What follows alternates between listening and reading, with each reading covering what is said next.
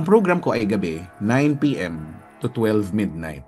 So ang show ay caller-based.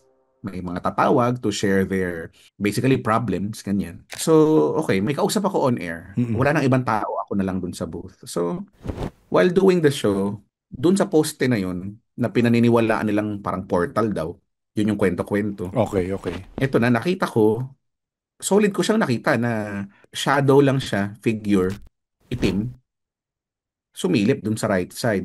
Habang may kausap ako, nakita ko siya. Sumilip, one, two, tapos bumalik. So may kausap ako. O di, hindi ko papansinin. Kasi may kausap ako on air eh. Yes. At ano namang sabihin ko on air, Uy, ano di ba? yun? Oo.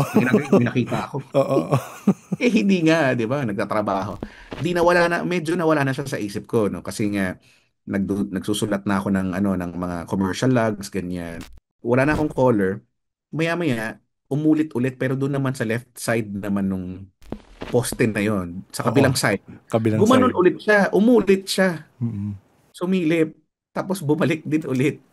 Oo. Siyempre, sa punto na yon, parang nag-conclude na ako na leche, hindi ako namamalik mata lang. Oo, oo. Totoo na to.